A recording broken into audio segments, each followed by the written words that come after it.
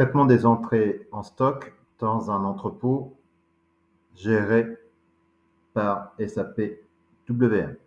Dans ce processus, les produits livrés dans le but d'être stockés dans l'entrepôt sont reçus et déplacés vers un emplacement de stockage.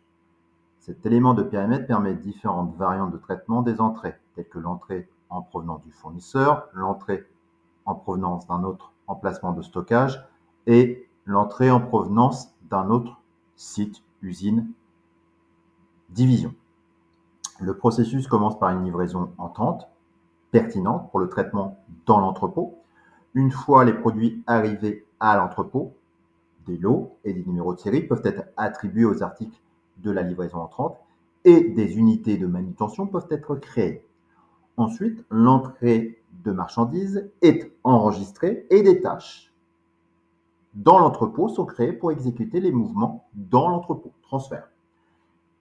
Après avoir déplacé les produits vers l'emplacement final ou la zone de clarification, zone de contrôle, les tâches de l'entrepôt sont confirmées en conséquence.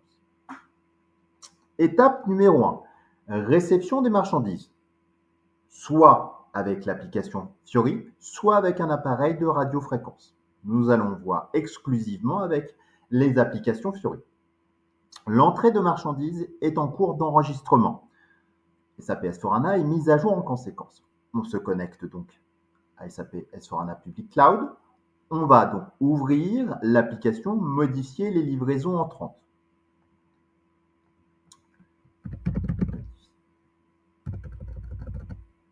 Change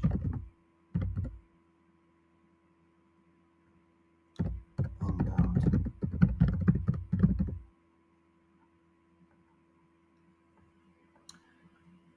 L'écran Modifier livraison entrante s'affiche. Dans l'écran Modifier les livraisons entrantes, choisissez Adapter les filtres, notamment pour afficher là où les livraisons entrantes à traiter, notamment si vous avez énormément de livraisons entrantes à traiter dans la dite journée. Donc, vous recherchez votre livraison entrante. Je sélectionne le magasin. Nous pouvons avoir plusieurs magasins. Je sélectionne cette dernière. Je peux le mettre, bien sûr, dans mes valeurs par défaut. J'ai la possibilité, bien sûr, d'adapter mes filtres pour rechercher plus finement ma livraison à traiter. Je clique sur Entrée. Je sélectionne la livraison entrante pour laquelle je dois effectuer l'entrée de marchandises et donc les tâches afférentes à cette dernière. Je rentre dans le détail de ma livraison entrante. Nous n'allons pas traiter la partie emballage, gestion du colisage. Nous traitons uniquement la simplicité de la réception d'une livraison entrante. Je souhaite réceptionner l'intégralité de ma livraison entrante. Pour cela, je choisis réception des marchandises.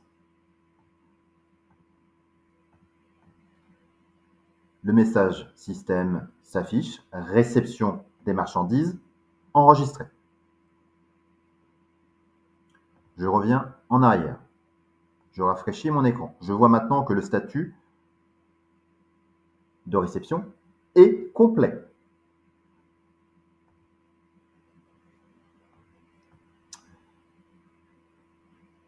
Deuxième étape, créer une tâche de rangement dans l'entrepôt. Toujours sur la même application. Je sélectionne ma livraison entrante. J'aurais pu le faire dans la foulée, étape par étape. Je rentre dans le détail de ma livraison entrante. Toujours le même principe, je peux utiliser les filtres, etc. Cette fois-ci, je vais créer ma tâche de rangement. Nous allons créer une tâche de rangement avec passage, encore une fois c'est facultatif, vers une zone de clarification, de contrôle. Donc, je clique sur Créer tâche. Ma tâche de rangement est donc créée. Je peux visualiser cette tâche. J'ai juste à cliquer sur Tâche de rangement.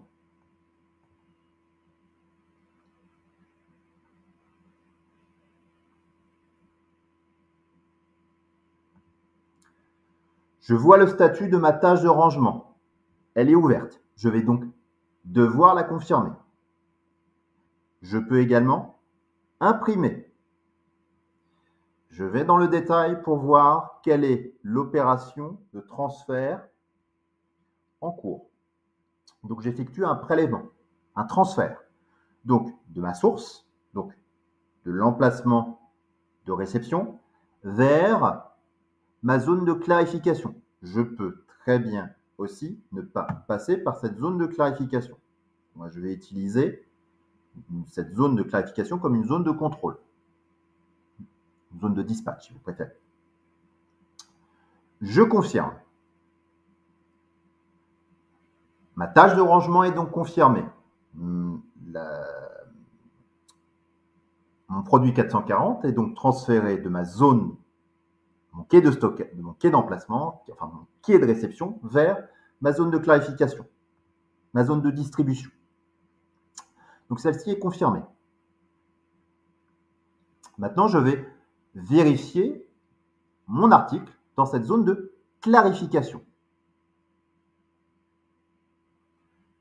Pour cela, je vais utiliser l'application centrale de gestion de mes entrepôts, le moniteur de mon entrepôt.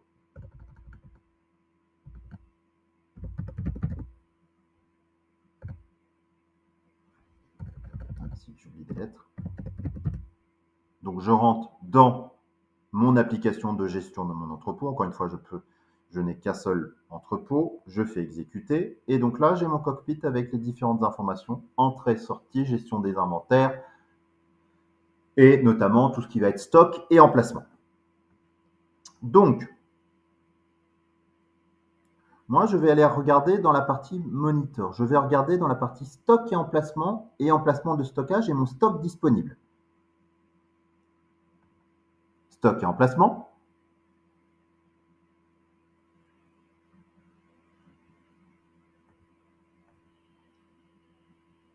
Emplacement de stockage.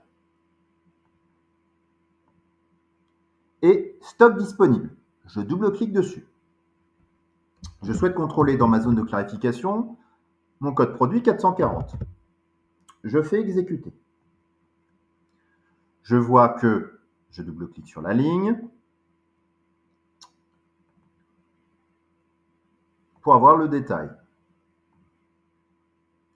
Donc je vois que mon code produit 440 se trouve bien dans l'emplacement, dans le type, donc d'emplacement CL Area, Clarification Area, donc la zone de clarification, avec les différentes informations sur ma référence. Je souhaite maintenant effectuer le transfert vers son emplacement final. Donc, je vais donc créer une tâche supplémentaire dans mon entrepôt, de ma zone de clarification jusqu'à l'emplacement final. Le gestionnaire va donc créer une tâche de rangement pour effectuer celui-ci. Donc,